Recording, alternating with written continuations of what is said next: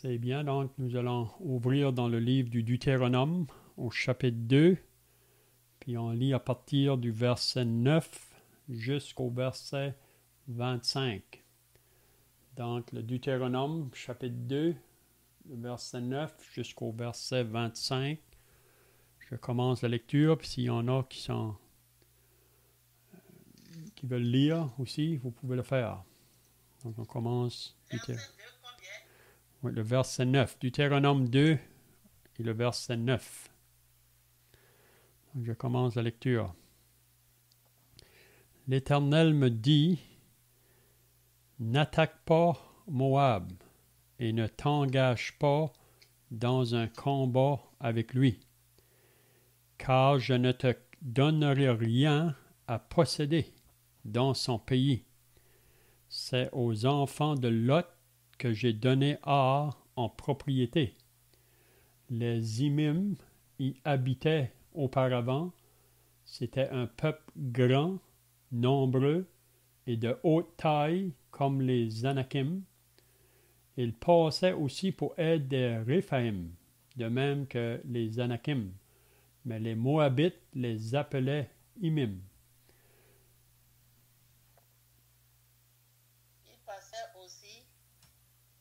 Ils passaient aussi pour être des Réphaïm, de même que les Anakim, mais les Moabites les appelaient Émim. Séhir était habité autrefois par les Oriens. Oriens, c'est quoi là? Les enfants d'Ésaü les chassèrent, les détruisirent devant eux et s'établirent à leur place, comme l'a fait Israël dans le pays qu'il possède et que l'Éternel lui a donné. Maintenant, levez-vous et passez le torrent de Séret. Nous passâmes le torrent de Séret. Le temps que durèrent nos marches de Kadès-Barnéa au passage du torrent de Séret fut de 38 ans, jusqu'à ce que toute la génération des hommes de guerre eût disparu du milieu du camp, comme l'Éternel le leur avait juré. La main de l'Éternel fut aussi sur eux pour les détruire du milieu du camp jusqu'à ce qu'ils eussent disparu. Lorsque tous les hommes de guerre eurent disparu par la mort du milieu du peuple, l'Éternel me parla et dit, tu passeras aujourd'hui la frontière de Moab à Ar, et tu approcheras des enfants d'Ammon. Ne les attaque pas et ne t'engage pas dans un combat avec eux, car je ne donnerai rien à posséder dans le pays des enfants d'Ammon. C'est aux enfants de Lot que je l'ai donné en propriété. Ce pays passait aussi pour un pays de Réphaïm. Des Réphaïm y habitaient auparavant, et les Ammonites les appelaient Zamzoumen. C'était un peuple grand, nombreux et de haute taille, comme les Anakim. L'Éternel les détruisit devant les Ammonites, qui les chassèrent et s'établirent à leur place. C'est ainsi que fit l'Éternel pour les enfants d'Ésaü qui habitent en Séhir. Quand il détruisit les Oriens devant eux, ils les chassèrent et s'établirent à leur place jusqu'à ce jour.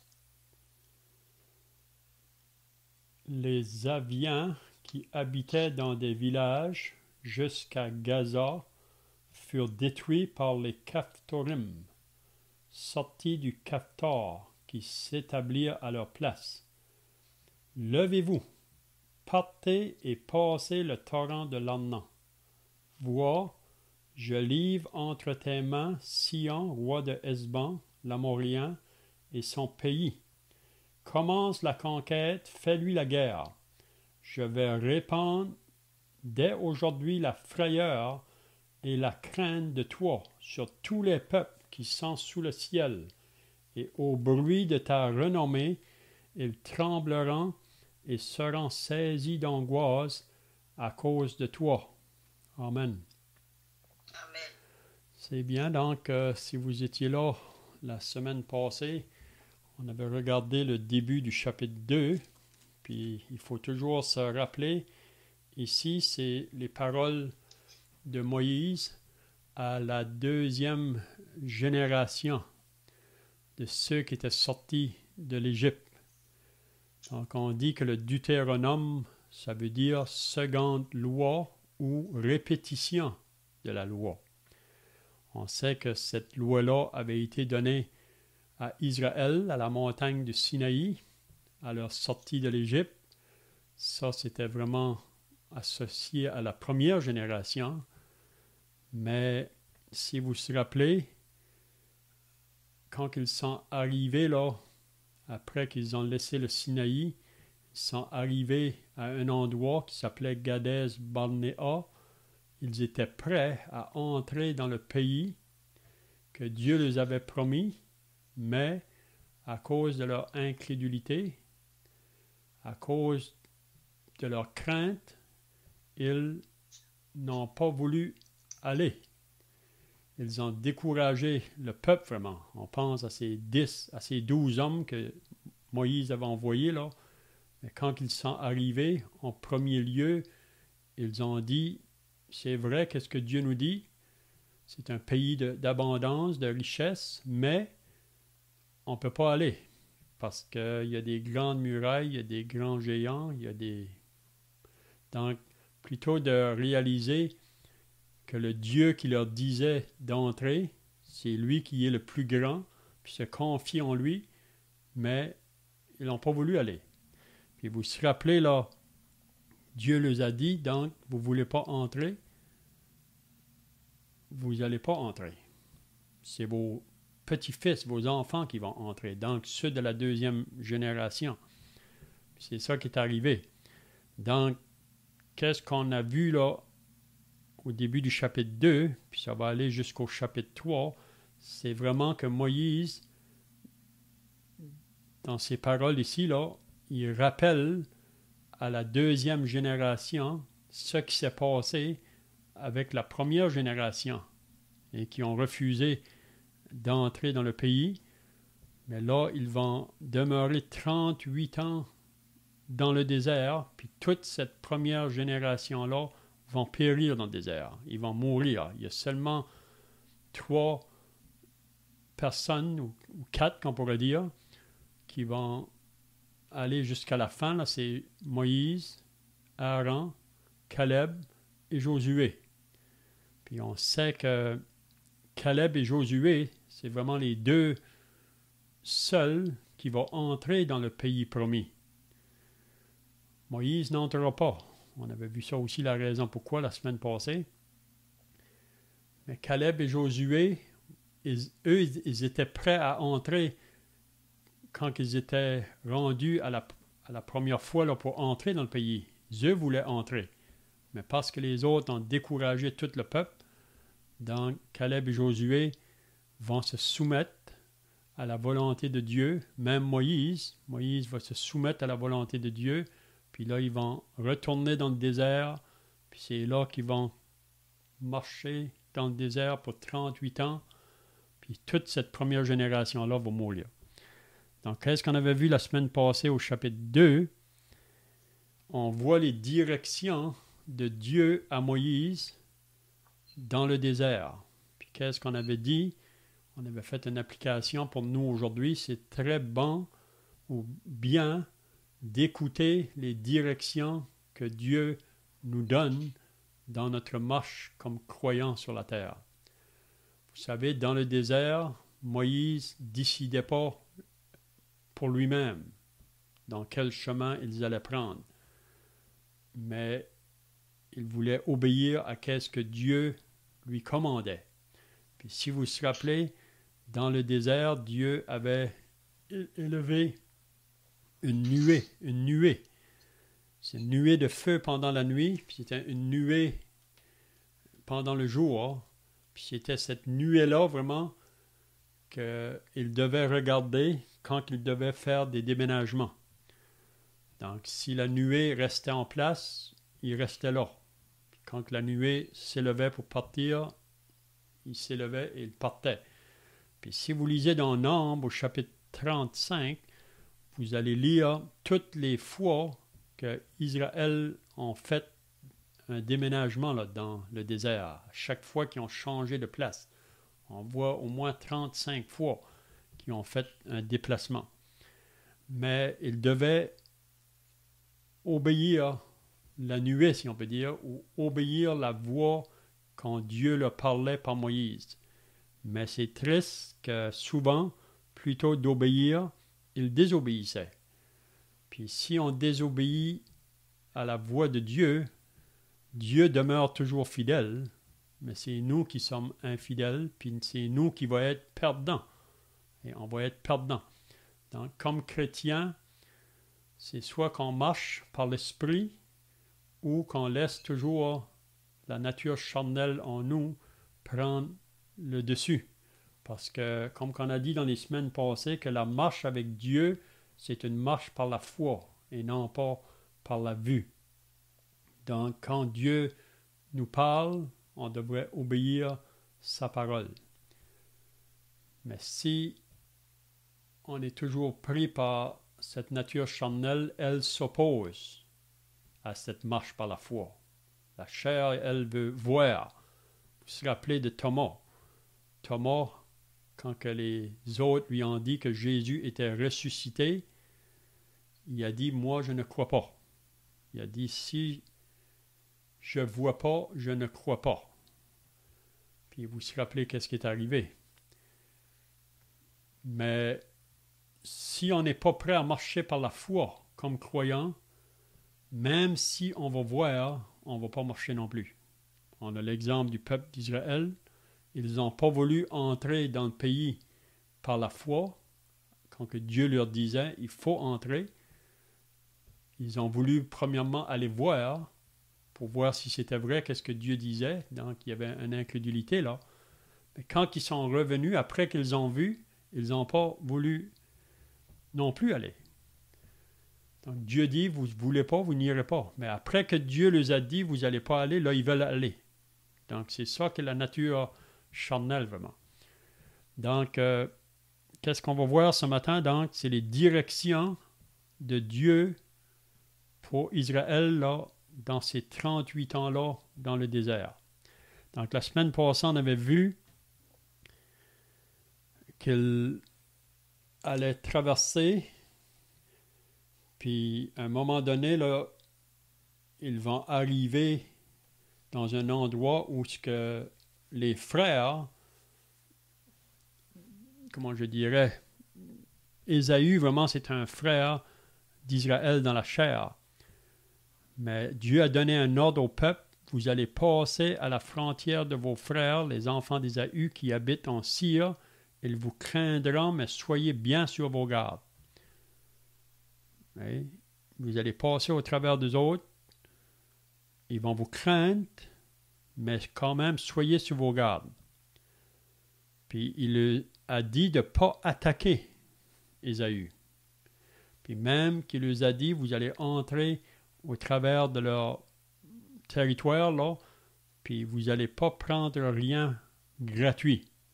Et si vous avez besoin de la nourriture, vous allez l'acheter. Si vous avez besoin de l'eau, vous allez l'acheter. Hein? Puis ça, qu'est-ce qu'on apprend par là?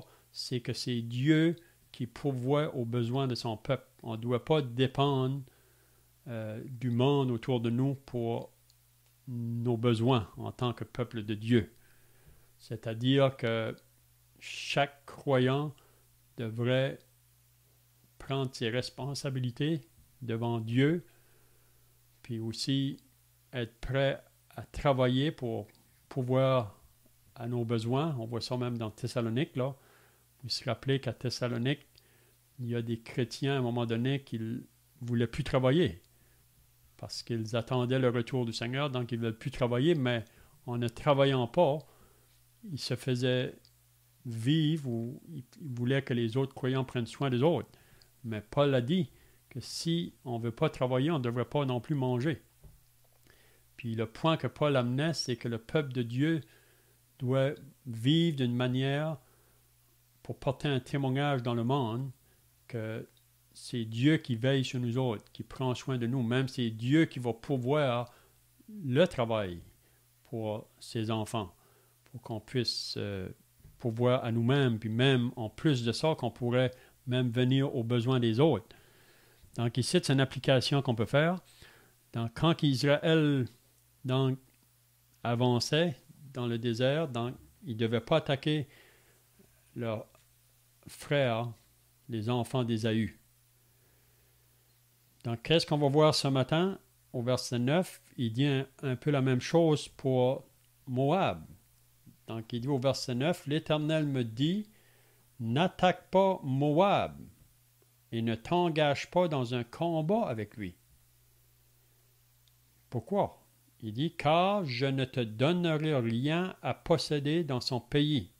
C'est aux enfants de Lot que j'ai donné Or en propriété. » Donc, ici, on voit encore qu'Israël ne devait pas attaquer les Moab, parce que cette propriété-là avait été donnée aux enfants de Lot. Donc, qu'est-ce qu'on avait dit aussi la semaine passée? Que c'est Dieu qui donne nos propriétés, si on peut dire. Puis si Dieu donne une propriété à quelqu'un, l'autre ne doit pas essayer d'aller lui enlever. On sait que dans le monde aujourd'hui, on peut voir qu'il y a beaucoup de guerres qui s'est élevées parce qu'on veut prendre le bien des autres. Mais Dieu est au contrôle de tout. Donc, si Dieu a donné une portion de terre à un pays, puis que l'autre veut essayer de la prendre, Dieu va intervenir. Dieu va intervenir. On a un exemple de ça, si vous lisez dans le livre des rois, à propos du roi Achab.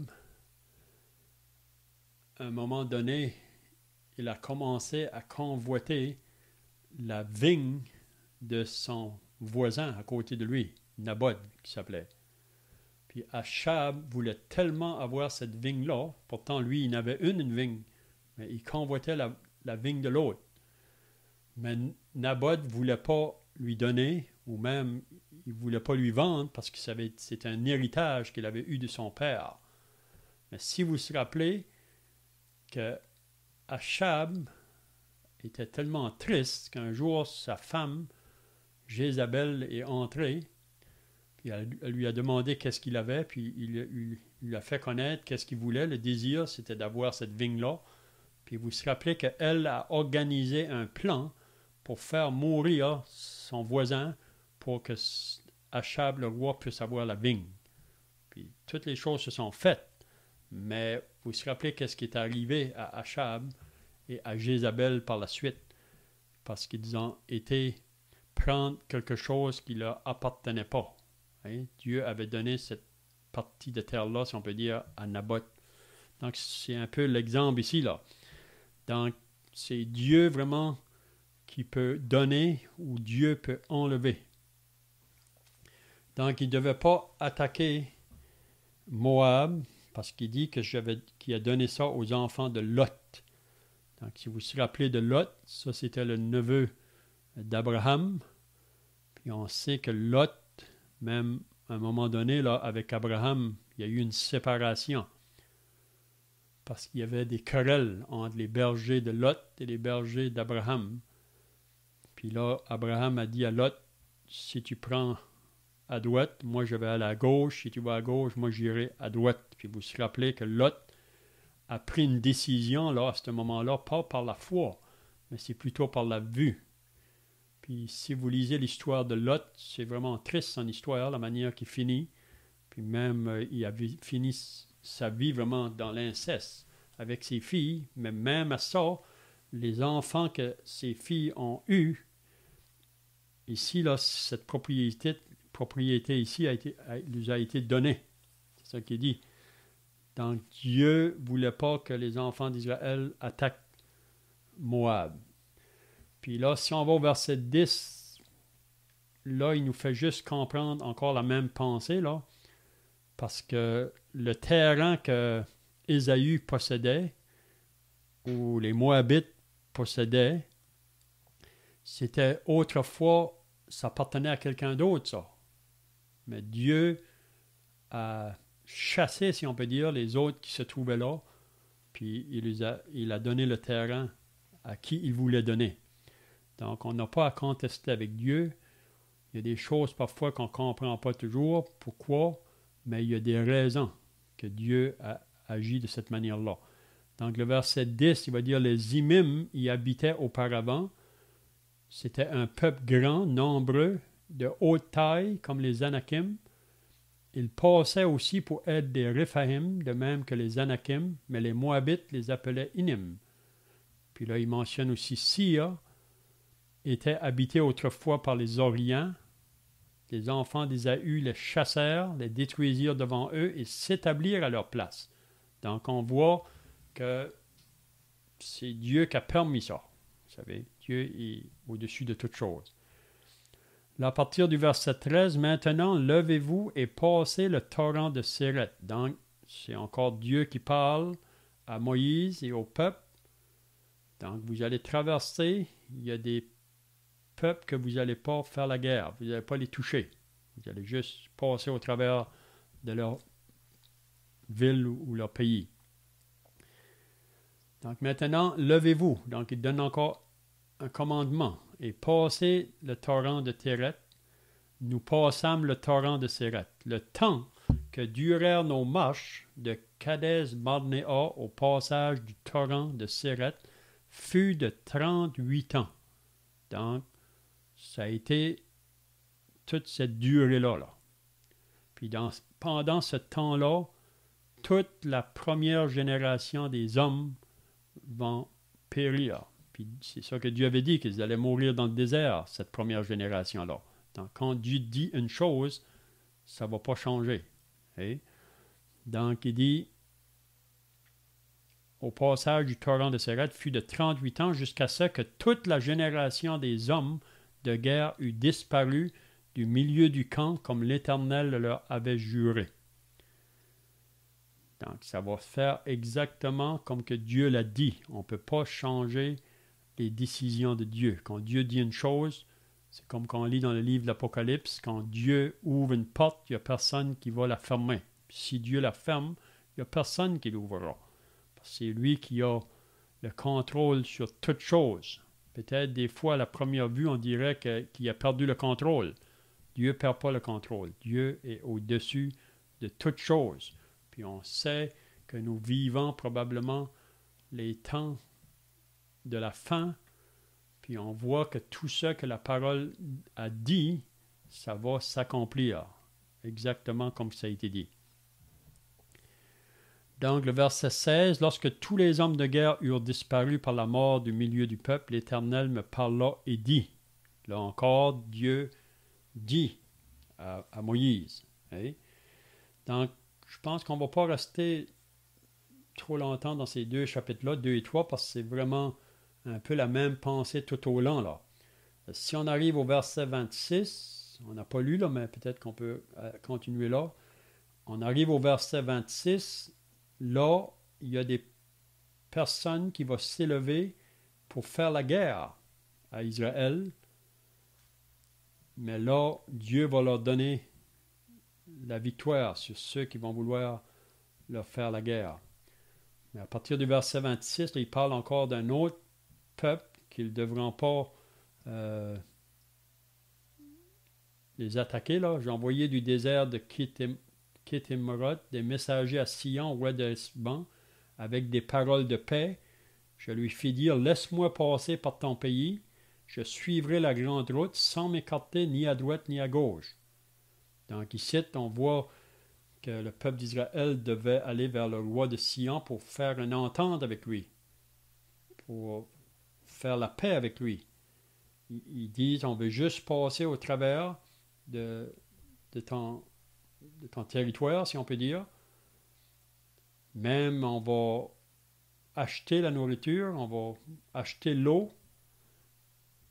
Puis on lit au verset 29, c'est ce que m'ont accordé les enfants d'Ésaü, parce que là, il leur rappelle qu'est-ce que Ésaü les avait accordé quand ils avaient dit la même chose. Mais là, on voit ici que ce peuple ici ne voudront pas.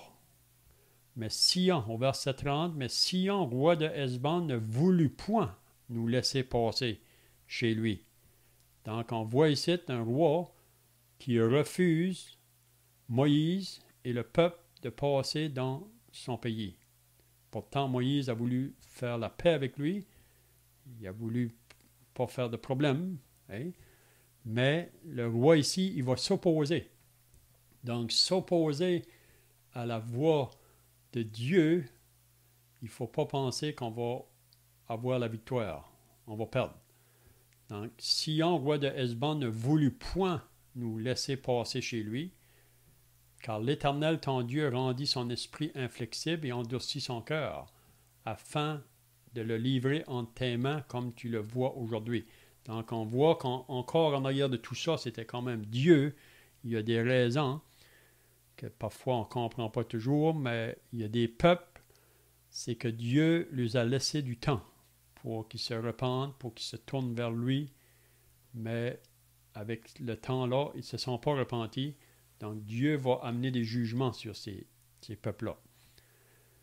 Donc là, ils vont sortir pour faire la guerre à Israël. Et Sion, verset 32, sortit à notre rencontre avec tout son peuple pour nous combattre. Mais qu'est-ce que ça dit après? L'Éternel, notre Dieu, nous le livra. Et nous le bâtîmes, lui et ses fils et tout son peuple. Donc, on voit que Dieu a donné la victoire à Israël. Puis qu'est-ce qu'on peut apprendre là, même avec le chapitre 3, que si les enfants d'Israël avaient obéi, quand Dieu les avait dit, là, la première fois que c'était le temps d'entrer dans le pays, Dieu aurait pris soin des autres. Il aurait combattu pour les autres. Mais ils n'ont pas voulu aller. Mais ici, dans le chapitre, à la fin du chapitre 2 et le chapitre 3, ça prouve que Dieu était avec eux là. Même que Dieu a combattu pour eux autres dans le désert. Puis ils ont eu des victoires. Donc Dieu aurait fait la même chose avec eux s'il les avait amenés dans le pays promis. Donc si vous lisez le chapitre 3, vous pouvez le faire si vous voulez là, par la suite, mais vous allez voir que c'est toujours un peu la même pensée là. Ça, c'est les 38 ans dans le désert. Il y a des peuples qui ne doivent pas faire la guerre ou combattre avec, mais il y en a d'autres qui vont avoir à combattre. Donc, si on arrive au verset 12 du chapitre 3, là, on voit, si vous vous rappelez dans Nombres, au chapitre 32, peut-être vous pourrez le lire aussi pour voir ça, là, mais là, ils arrivent maintenant à la fin des 38 ans dans le désert. Ils sont prêts de nouveau à entrer dans le pays promis. Puis ça se trouve dans les plaines de Moab. Puis ici, Moïse, à partir du verset 12, là, il va donner une portion de terre, si on peut dire, ce côté-ci du Jourdain, à ces tribus ici, là. Parce que c'est eux qui vont demander ça à Moïse. Si vous lisez Nombre 32, vous allez comprendre ce que je veux dire. Ils veulent avoir cet endroit-là, mais il faudra qu'ils fassent un arrangement avec Moïse. Moïse, en premier, ne veut pas leur donner parce qu'ils pensent qu'ils veulent agir de la même manière que la première génération a fait. Mais là, après qu'ils disent à Moïse le pourquoi de la chose, donc il faut qu'il y ait un arrangement de fait. Ceux qui vont rester ce côté-ci, ils vont laisser leur famille là, leurs enfants, mais ils devront traverser là, les hommes de guerre avec le restant du peuple à l'autre côté pour combattre avec eux dans le pays de Canaan, là, les ennemis. Puis après que les ennemis seront combattus, ils pourront revenir à leur endroit ici. Mais ça, c'est un grand sujet, là. Mais vous pourrez voir ça pour vous autres même si vous le lisez. Donc, je ne sais pas si que vous avez des questions jusqu'ici, là. Des pensées, vous pouvez le faire. Hein?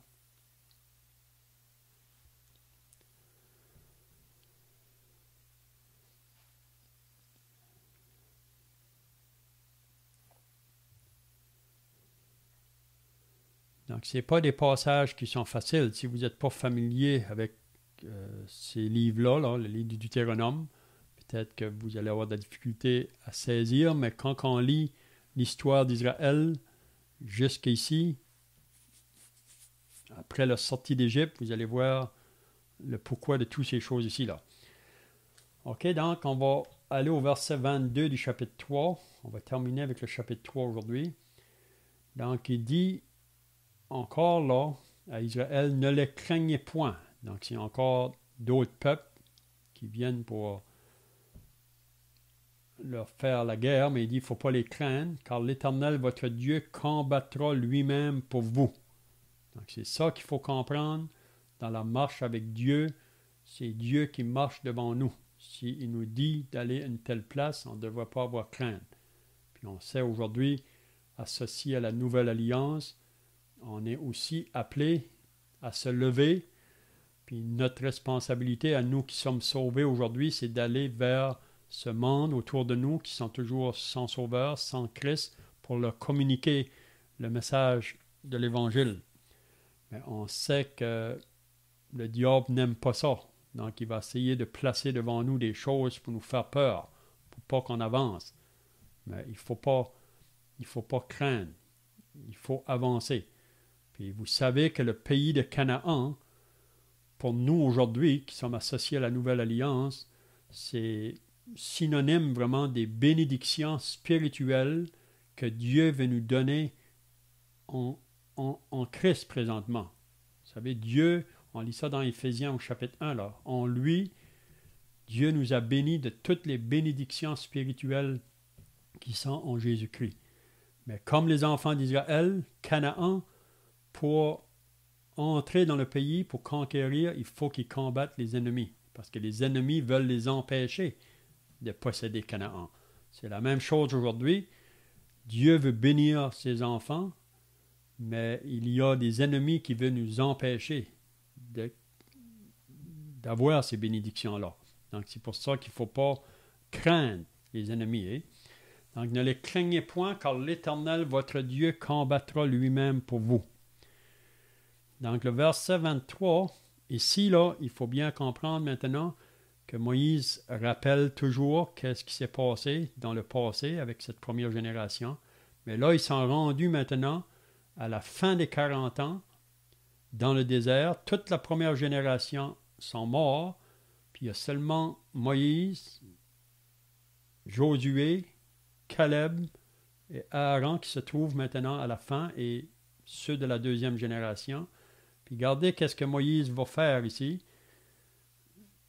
Il va implorer la miséricorde de l'Éternel pour qu'il le laisse entrer dans la terre promise. Vous savez que Dieu avait dit à Moïse juste avant qu'il ne pourrait pas non plus entrer dans cette terre promise. Puis on avait dit la semaine passée la raison pourquoi.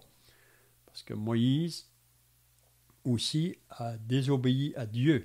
Puis on avait dit que c'est parce que c'est le peuple vraiment qui a provoqué Moïse d'agir de cette manière-là. Mais quand même, Moïse était responsable.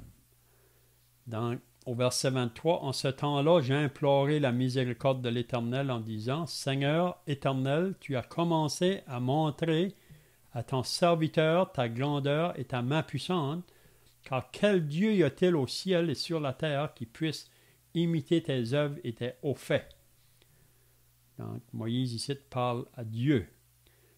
Là, il va dire, « Laisse-moi passer, je te prie, laisse-moi voir ce bon pays de l'autre côté du Jourdain, ces belles montagnes et le Liban. » Donc, Moïse implore l'Éternel de le laisser entrer. Mais quand l'Éternel a dit une chose, il ne va pas revenir. « Mais l'Éternel s'irrita contre moi à cause de vous, et il ne m'écouta point. L'Éternel me dit, c'est assez, ne me parle pas de cette affaire. » Puis là, on sait qu'ici, Moïse, là, on dit que c'est peut-être sa dernière semaine qui va passer avec le peuple. Puis c'est là qu'il va mourir sur la montagne du Pisgah. Mais ça, on verra juste ça à la fin du Deutéronome, là, quand Moïse va mourir. Mais ici, il va donner la loi à cette deuxième génération. Donc, monte au sommet du Pisgah, porte tes regards sur l'Occident, au nord, au Midi, à l'Orient, et contemple de tes yeux, car tu ne passeras pas ce Jourdain. Mais là, si Moïse ne va pas passer, qui est-ce qui va prendre le contrôle ou la direction là, pour conduire le peuple? Et donc, qu'est-ce qu'on apprend ici? Dieu a toujours ses serviteurs pour continuer son œuvre. Donc, Moïse, ici, va arrêter dans son service, mais Dieu a un autre homme qui va prendre sa place. C'est un peu comme Paul et Timothée dans le Nouveau Testament. Paul meurt, Timothée va continuer le travail. Donc, Dieu est jamais à dépourvu. Et si le serviteur désobéit, donc il peut juste le mettre à côté, mais il y a toujours un autre qui va être là pour le remplacer. Donc il dit, donne des ordres à Josué, fortifie-le et affermis-le, car c'est lui qui marchera devant ce peuple et qui le mettra en possession du pays que tu verras. Donc c'est Josué maintenant qui va prendre la relève, si on peut dire, avec le peuple d'Israël, ce peuple de la deuxième génération. Puis c'est lui que Dieu utilise pour faire entrer Israël dans le pays promis. Donc ça, on verra ça quand on va arriver dans Josué, le livre après le Deutéronome, là. Donc ici, Moïse est simplement en train de répéter qu'est-ce qui s'est passé là dans tout le passé avec la première génération. Donc qu'est-ce qu'on verra à partir de la semaine prochaine? Là c'est l'enseignement de Moïse maintenant à cette deuxième génération qui va entrer dans le pays. Mais ce n'est pas quelque chose de nouveau. Il va simplement répéter ce que Dieu avait donné à la première génération à la montagne du Sinaï. Donc, au verset 29 du chapitre 3, il dit « Nous demeurâmes dans la vallée vis-à-vis de Beth-Béor. » Donc, c'est là, maintenant, à partir du chapitre 4, là, jusqu'à la fin du Deutéronome, c'est les paroles de Moïse avant de mourir à ce peuple-là. Puis, il ne faut pas penser que ces paroles-là sont seulement pour ce peuple d'Israël à ce moment-là. C'est aussi des paroles pour nous qui sommes rendus à la fin des temps. Pour nous qui sommes associés au peuple de Dieu de la nouvelle alliance. Parce que c'est ça qu'on lit dans 1 Corinthiens 10, que ce qui est arrivé avec Israël, c'est pour nous servir d'exemple ou d'instruction, afin qu'on ne fasse pas la même chose que eux ont fait. Donc, je vois que le temps est passé. Donc, la semaine prochaine, on pourra commencer le chapitre 4. Puis, il y a beaucoup de vérités là qu'on va voir qui pourra être une aide aussi pour nous aujourd'hui dans notre marche comme chrétiens. Donc, on va terminer par la prière. Puis, on peut chanter un cantique après pour finir. Notre Dieu et notre Père, nous voulons maintenant nous approcher devant ta présence pour te remercier et te rendre grâce pour ta parole. Nous savons, notre Dieu, qu'il y a parfois des choses qui sont difficiles à comprendre, mais si nous lisons le tout de la parole de Dieu, nous pouvons mettre tous les passages ensemble, puis comprendre tes pensées et tes voies, qui sont souvent parfois contraires à nous. Mais ce que tu veux, c'est que nous puissions nous accorder avec tes pensées. C'est vraiment ça la pensée de la repentance, c'est d'être prêt à se mettre d'accord avec ce que Dieu dit pour vouloir l'obéir afin d'avoir la bénédiction sur nous. Donc nous remettons cette étude devant toi, bénis ceux qui étaient présents au nom du Seigneur Jésus. Amen. Donc on peut chanter